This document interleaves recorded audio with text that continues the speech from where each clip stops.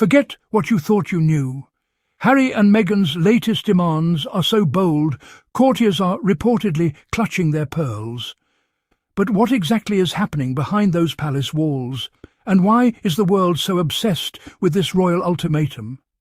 Let's break it all down, step by step, and see if Harry and Meghan really have what it takes to save the monarchy, or if they're just stirring up more royal drama.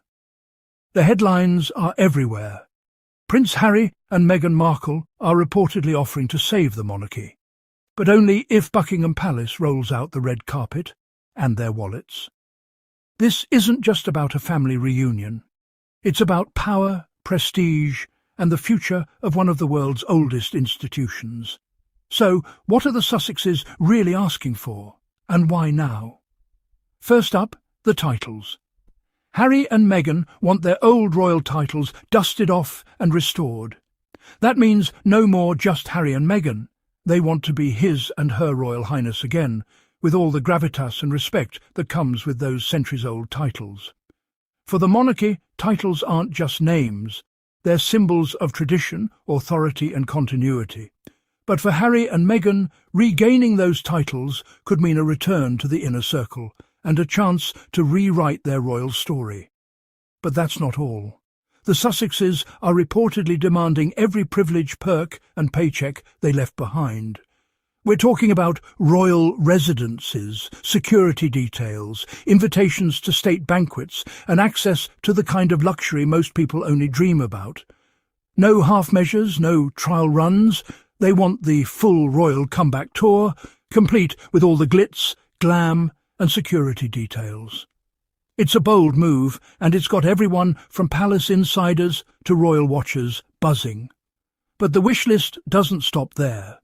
Sources say Harry and Meghan want total control over their image. That means no more tabloid leaks, no more palace spin doctors, and no more being thrown under the royal bus. They want to shape their own narrative, tell their own story, and protect their brand at all costs. In today's media landscape, image is everything, and the Sussexes know it. They're also asking for the freedom to run their businesses without royal interference. From Netflix deals to podcast empires, Harry and Meghan have built a global brand outside the palace gates.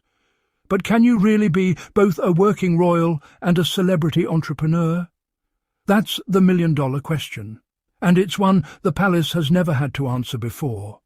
And then there's the scandals. From the explosive Oprah interview to the Netflix docuseries, Harry and Meghan have aired the royal family's dirty laundry for the world to see. Now, they're reportedly asking for a big old bygones be bygones for every scandal from Oprah to Netflix. Some insiders are calling it a masterstroke. Others say it's royal ransom, pure and simple. But can the monarchy really move on from years of public feuding and controversy? So, what's King Charles going to do? Will he bend, break, or just brew another pot of tea?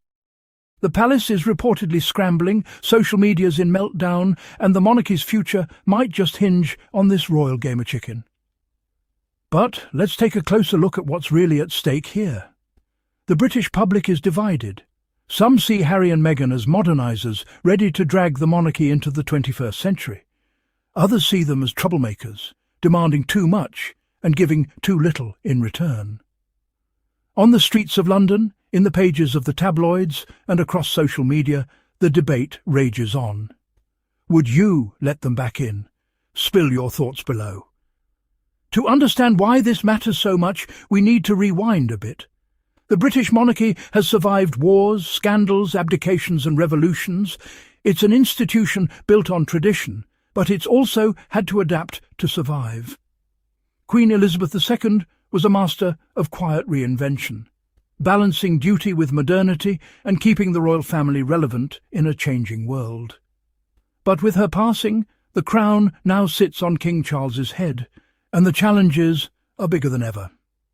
King Charles has promised a slimmed-down monarchy, fewer working royals, less public spending, and a focus on core duties. But Harry and Meghan's return could throw a wrench into those plans. Would bringing them back strengthen the royal brand, or just add more chaos to an already turbulent institution? Royal experts are split. Some say the Sussexes have the star power and global reach to help the monarchy connect with younger generations and diverse audiences. Others warn that their demands could undermine the very foundations of royal life: duty, service, and self-sacrifice.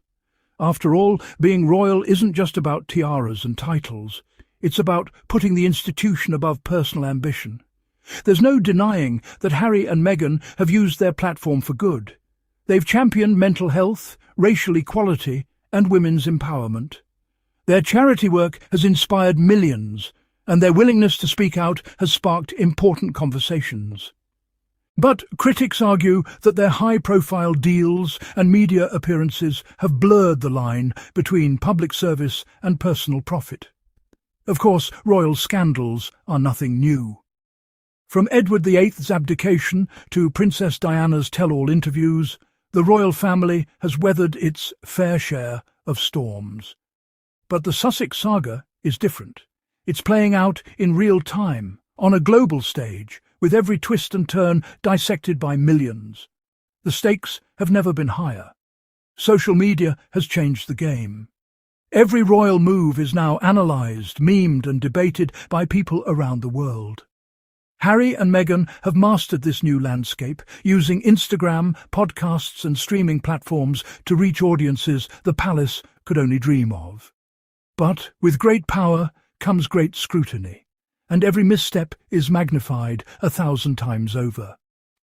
So, what would a royal comeback for Harry and Meghan actually look like? Would they return to the balcony at Buckingham Palace, waving to adoring crowds?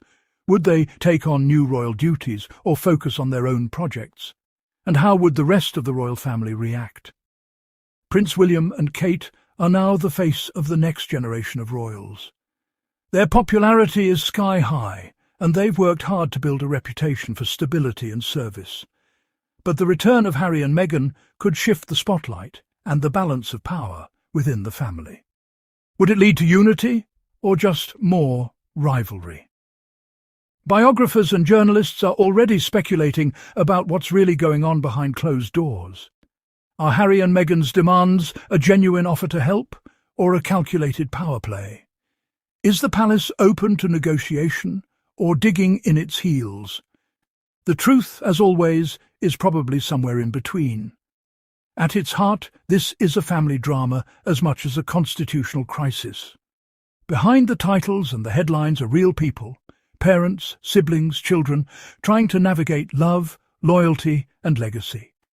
The choices they make now will shape the monarchy for generations to come.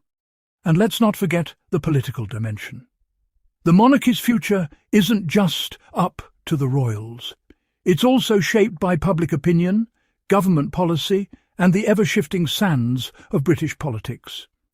If the public loses faith in the institution, even the grandest palace can't protect it. The world is watching.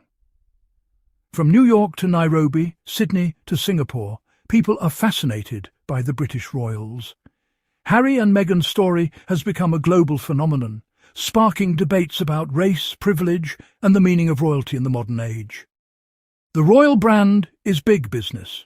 From souvenirs to streaming deals, the monarchy generates billions in tourism and media revenue. Harry and Meghan's return could boost the brand, or risk turning it into just another celebrity circus. But at the end of the day, the monarchy is about more than money or fame. It's about service, sacrifice, and a sense of continuity that stretches back centuries. Can Harry and Meghan find a way to honour that legacy, while also forging their own path? For Harry and Meghan, the stakes are personal as well as public.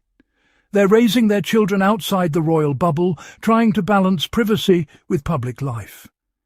Their choices will shape not just their own future, but the future of the next generation of royals. And what about the fans? For every die-hard royalist, there's a critic who thinks the whole institution is outdated. The monarchy's survival depends on its ability to inspire loyalty, adapt to change, and weather the storms of public opinion. Harry and Meghan have shown they can make a difference. Their work on mental health, social justice, and community empowerment has touched lives around the world. But can they do more good inside the royal tent or outside it? For now, the palace gates remain closed. Negotiations are reportedly ongoing, but the outcome is far from certain.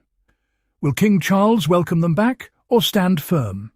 Will the Sussexes compromise or stick to their guns? Whatever happens next, this is a turning point for the monarchy. The choices made in the coming weeks and months will echo for years to come. Will the royal family emerge stronger or more divided than ever? One thing's for sure. The world will be watching every step of the way. The story of Harry and Meghan is about more than just two people. It's about the future of an institution and the values it represents. So, what do you think? Should Harry and Meghan be allowed back into the royal fold, or is it time for the monarchy to move on without them? Is this a chance for renewal, or just more royal drama? Let us know your thoughts in the comments below, and don't forget to like and subscribe for more royal updates. Whatever your opinion, one thing is clear. The royal ultimatum has put the future of the monarchy on the line. Will tradition triumph, or will change win the day? Only time will tell. Stay tuned for the next chapter in this royal saga.